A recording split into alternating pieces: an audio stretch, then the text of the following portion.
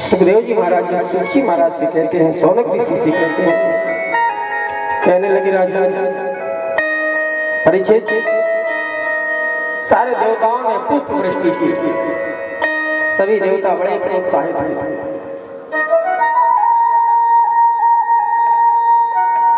परीक्षित महाराज ने पूछा, महाराज आपने पहले कहा था, क्या कहा था कि सर्वप्रथम मनसा सृष्टि उत्पन्न हुई। पहले संतान कैसे उत्पन्न होती थी? इच्छा से। इच्छा हुई, बेटा आए तो बेटा प्रकट हो जाता है, बिटिया का जन्म हो, बिटिया प्रकट हो जाती थी। इच्छा से, मन से संतान उत्पन्न होती थी। परंतु ब्रह्मा जी महाराज ब्रह्मा विचार करने लगे, मन से सृष्टि रचना तो ठीक है, अगर ऐसे ही कलयुग में भी अगर मन से सृष्टि की रचना होने लगी तो पृथ्वी में जगह नहीं रहेगी, संतान ही संतान दिखाई देगी। इसलिए परमपिता परमेश्वर ने विचार किया, सोचने लगे मनसा सृष्टि नहीं,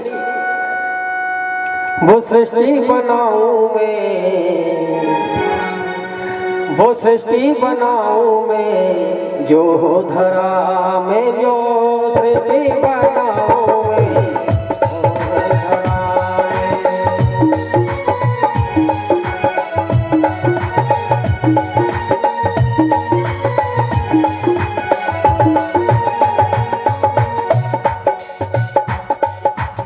सोचने लगे ब्रह्मा, सृष्टि की रचना तो करनी है, लेकिन रचूं कैसे?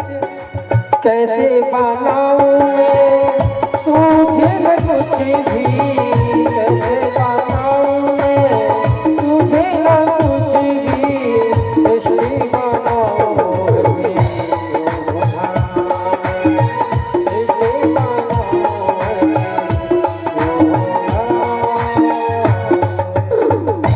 परमपिता परमेश्वर विचार करने लगे, क्या रचूं?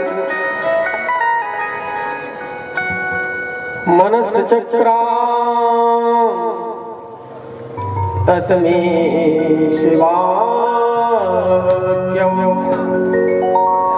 पहले मनसा सृष्टि बनाई भगवान, फिर मन में आया कि सृष्टि कौन सी बनाए ताकि संतान उत्पन्न तो हो, लेकिन ऐसा भी नहीं कि मन में विचार आया और संतान प्रकट हुई।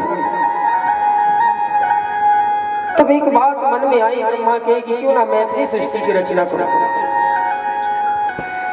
क्यों ना मैथिली सृष्टि की रचना करो, क्योंकि मैथिली सृष्टि के माध्यम से संभवतः हो सकता है कि जो संतान है, संतान पृथ्वी में जो जन्म लेंगे उसमें कुछ ब्रेक लगेगा, कुछ समय तक संतान वृद्धि ना होगी। परमात्मा की ऐसी माया हुई कि ब्रह्मा श्री हरि नारायण भगवान के नाभि कमल से पुष्प निकला, पुष्प से ब्रह्मा, और ब्रह्मा ने सभी सृष्टि की रचना की। सर्वप्रथम ब्रह्मा ने मानस पुत्रों को जन्म दिया, इच्छा से संतान पुत्रों को उत्पन्न किया। सनत सनंदन सनातन सनत कुमार, दक्ष प्रजापति वशिष्ठ अंगा क्रतु, इस प्रकार से तमाम पुत्रों को जन्म दिया ब्रह्मा ने।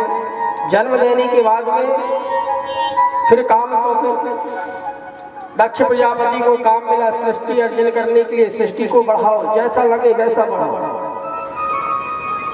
दक्ष प्रजापति ने 10,000 पुत्रों को जन्म दिया। कितने हजार पुत्रों को जन्म दिया? 10,000 पुत्रों को जन्म दिया। आदेश करती है महाराज ने, जाओ जाकर के पृथ्वी में सृष्टि बढ़ाने का काम करो, संतान को जन्म दो जाकर।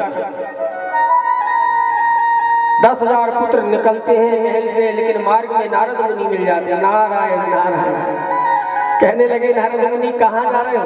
बोले महाराज सृष्टि की रचना करनी है, संतानों को जन्म देना है। परंतु नारद मुनि ने कहा, तुम्हें मालूम है पृथ्वी कितनी लंबी कितनी चौड़ी है?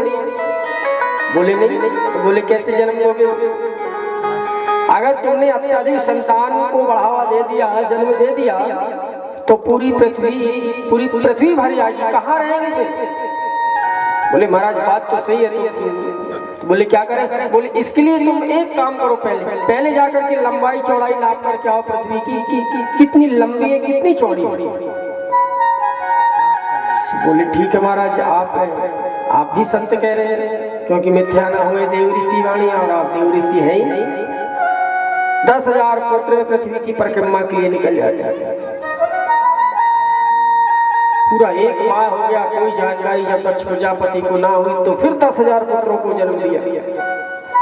किसने? दक्ष प्रजापति। 10,000 संतानों को जन्म दिया, 10,000 पुत्रों को जन्म दिया, पुत्रों को भी भेज दिया। कहने लगा जाओ जाकर के सृष्टि की रचना करो जाकर।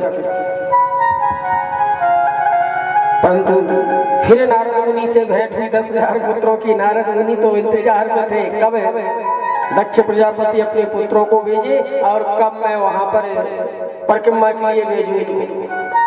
फिर भेंट हो गई दक्ष प्रजापति की संतान के साथ में नारद मुनि की। नारद मुनि ने वही बात कही, तुम्हें मालूम है लंबाई चौड़ाई कितनी पृथ्वी की? बोले नहीं महाराज। तो बोले पहले जाओ जाकर के नाप तोल करके। फिर चले गए 10,000 पुत्र पृथ्वी की परिक्रमा।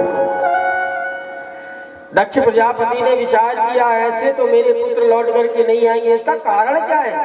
10,000 पुत्रों को फिर जन्म